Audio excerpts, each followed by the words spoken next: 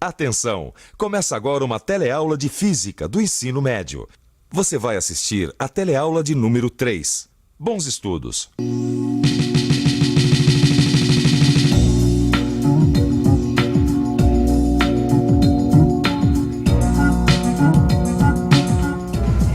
Que dia mais movimentado, hein, Maristela? Ih, minha filha, o movimento vai começar mesmo agora. Como é que é? É isso mesmo, Rosinha.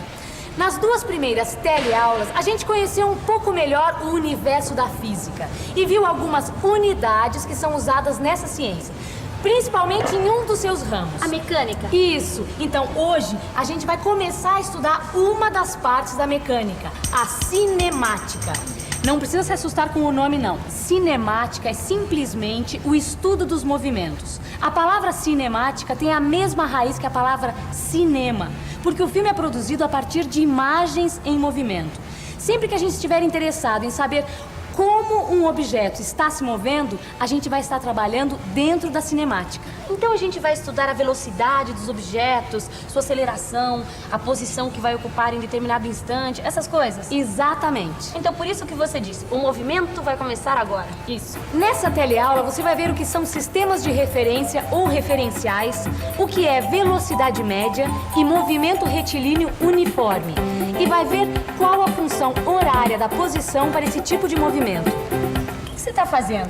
Deixa eu terminar que eu já explico. E bola pra frente porque a nossa teleaula está começando.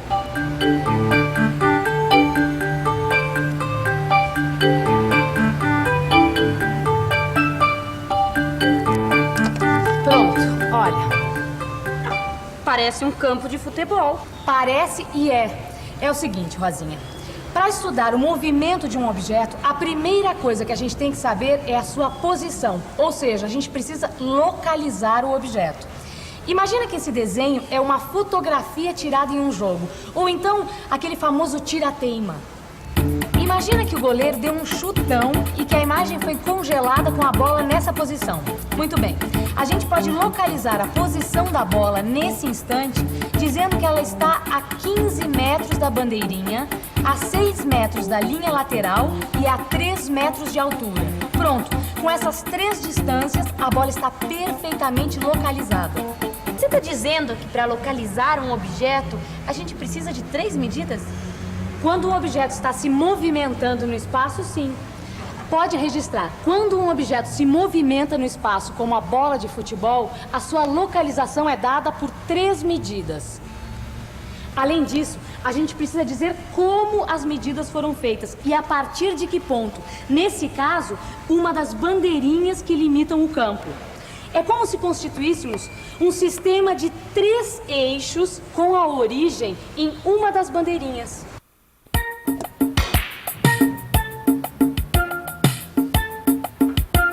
Quer dizer então, Vicente, que para localizar um objeto nós precisamos de 3 medidas, é isso? Nem sempre, Gil. Nem sempre. Sabe que uma vez eu estava lendo uma história daquele detetive inglês, o Sherlock Holmes? Famoso? Opa! E era a história de um crime que acontecia justamente num salão de bilhar. E ele estava preocupado que ninguém mexesse na bola branca, porque ali podiam estar as impressões digitais do criminoso, compreende? Peraí, Vicente, peraí. Você está querendo dispersar o assunto. Nós estamos falando sobre localização de objeto. Calma, nós vamos chegar lá. Para garantir que ninguém mexesse na bola branca, o que ele fez? Vamos imaginar que a bola tivesse parado nessa posição aqui. Então, ele escolheu uma caçaba, no caso essa, e marcou essa distância aqui, ó. Tá vendo? Isso aqui. E depois marcou essa outra distância. Desse jeito, a posição da bola ficou perfeitamente localizada. Se alguém mexesse, ele descobria. Eu acho que eu já sei aonde você está querendo chegar. Fala. Quando um objeto se movimenta por uma superfície plana como essa aqui da mesa de bilhar, são necessárias apenas 2 medidas para a localização dele. Elementar, meu caro Gil. Então, guarde sempre essa regra. Movimentações no espaço, 3 medidas para localização. No plano, como essa mesa de bilhar, certo, apenas 2 medidas. Aqui, ó. Tá certo. 3 medidas, 2 medidas. Será que existe algum tipo de movimento que precise só de uma medida para localizar um objeto? Por favor, cidadão, você saberia me responder qual o movimento que faz o pistão de um automóvel? Pra cima ou pra baixo? O movimento pra cima e pra baixo, né? Muito bem. Então, já que ele faz esse movimento para cima e para baixo ao longo de uma reta, quantas medidas a gente precisa para determinar a localização desse pistão num determinado instante? Acho que uma. É isso mesmo. Para localizar um ponto P marcado no pistão, a gente só precisa de uma medida. Por exemplo, a sua distância até a base do cilindro. Para resumir toda essa história é o seguinte: para a gente localizar um corpo no espaço, num plano ou ao longo de uma reta, a gente utiliza na física os chamados sistemas de referência ou referenciais. É muito simples, dá só uma olhada. No exemplo da bola de futebol, o sistema de referência ou referencial é formado por 3 eixos perpendiculares que partem de um ponto zero escolhido, no caso, a bandeirinha. Esses 3 eixos podem ser entendidos como 3 réguas e com a ajuda delas podem ser medidas as 3 distâncias que determinam a localização da bola. No caso da superfície plana, como a mesa de bilhar, o referencial é formado por apenas 2 réguas ou 2 eixos. O ponto zero de origem aqui é a caçapa marcada, ou seja, com 2 medidas podemos localizar a bola de sinuca.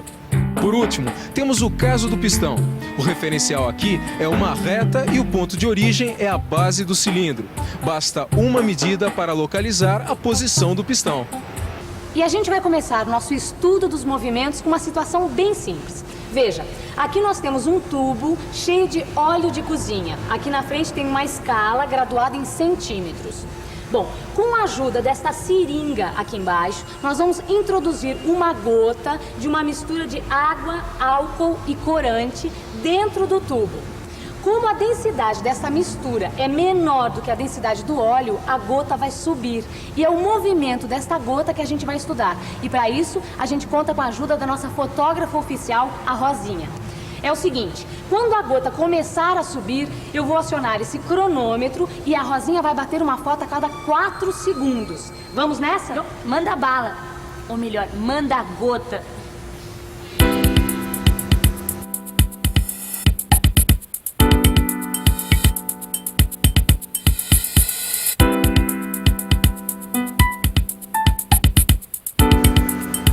Isso, olha só o resultado. Na primeira foto, a gota estava na posição 18.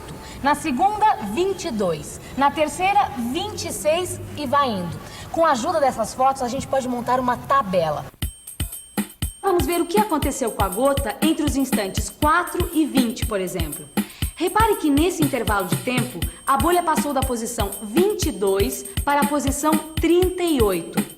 Quer dizer, a gota se deslocou 16 centímetros, que é o resultado de 38 menos 22. Só que entre os instantes 4 e 20, passaram 16 segundos, que é o resultado de 20 menos 4. Ou seja, a gota percorreu 16 centímetros em 16 segundos. E como a marcha da gota é sempre a mesma, a gente pode dizer que a sua velocidade foi de 1 centímetro por segundo.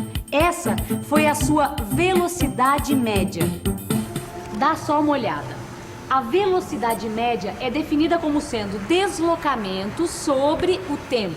O deslocamento é dado pela diferença entre posições, x2 menos x1. E o tempo é dado pela diferença entre 2 instantes, t2 menos t1. Essas duas diferenças podem ser representadas assim, pela letra grega delta. A letra grega delta é usada para representar variações. Então, velocidade média é igual a delta x sobre delta t. Que coisa mais curiosa. O que foi, Rosinha? Olha aqui. Eu fui checar a velocidade média entre os instantes 12 e 32, tá? Olhando na tabela, para T1 igual a 12, a posição x1 é igual a 30. E para T2 igual a 32, x2 é igual a 50. Certo. Tá? Velocidade média é igual a x2 menos x1 sobre T2 menos T1. Substituindo os valores, nós temos 50 menos 30 sobre 32 menos 12, ou seja, 20 sobre 20, que é igual a 1. Então, a velocidade média entre esses 2 instantes também é 1 centímetro por segundo. Na verdade, o que a Rosinha acabou de descobrir é que a velocidade da gota não varia. Ela anda sempre em linha reta e sempre na mesma marcha. Por isso, esse movimento é chamado de movimento retilíneo uniforme. Pode anotar aí. No movimento retilíneo uniforme, a velocidade em qualquer instante é sempre igual à velocidade média. No movimento retilíneo uniforme, o gráfico da posição em função do tempo é uma reta. Aí está o gráfico da gota, que sobe com velocidade igual a 1 centímetro por segundo. E olha só que interessante. Se a velocidade fosse de 2 centímetros por segundo, por exemplo, o gráfico ia ficar assim, ó, mais inclinado. Ah, quer dizer que quanto maior a velocidade, mais inclinada é a reta que representa o movimento? Perfeito, Gil. E a gente vai seguindo adiante com o nosso estudo de movimento. No exemplo do tubo de óleo, vamos pensar numa gota de água descendo. Se a gente não mexer na régua, o que vai acontecer? Ora, à medida que o tempo passa, as posições da gota vão ser cada vez menores. Repare, no instante T1 igual a 0, x1 é igual a 55. E para T2 igual a 25, x2 é igual a 5. Velocidade média é ΔX sobre ΔT, que é x2 menos x1 sobre T2 menos T1. Substituindo os valores, 5 menos 55 sobre 25 menos 0, ou seja, menos 50 sobre 25, que é igual a menos 2. A velocidade da gota d'água é menos 2 centímetros por segundo. Isso quer dizer que a velocidade depende do referencial. A velocidade negativa significa que a gota está se deslocando no sentido oposto à orientação da régua. A nossa régua marca de baixo para cima e a gota está vindo de cima para baixo, ou seja, a velocidade é positiva para uma gota que sobe e negativa para uma gota que desce. Olha só como fica o gráfico do movimento retilíneo uniforme com velocidade negativa. É uma reta decrescente. E olha só, presta atenção que isso é importante. Independente se a velocidade é positiva ou negativa, a gente sempre pode descobrir em que posição está a gota a qualquer instante. Isso é possível graças à função horária da posição do movimento retilíneo uniforme. É só lembrar que velocidade média é igual a ΔX sobre ΔT. Vamos substituir ΔX por x menos x0 e ΔT por t menos t0. Por conveniência, a gente escolhe t0 igual a 0. Então fica x menos x0 sobre t menos 0. Passando o t para o outro lado, fica x menos x0 é igual a vt.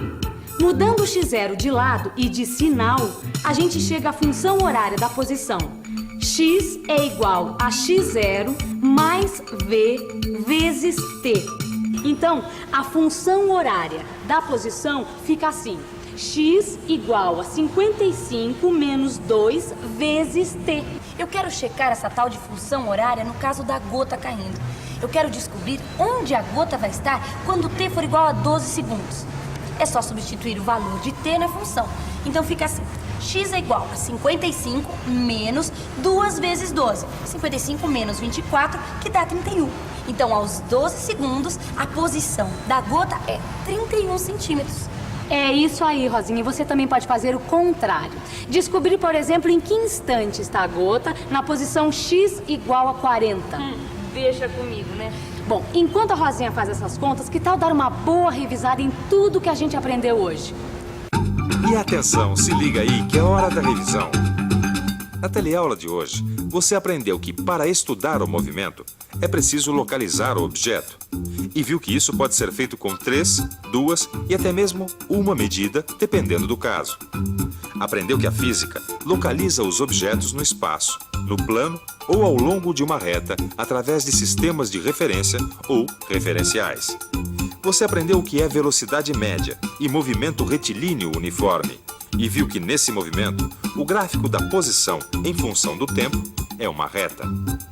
Por último, você viu que a velocidade depende do referencial e ficou conhecendo a função horária da posição do movimento retilíneo uniforme. É isso aí. Bons estudos.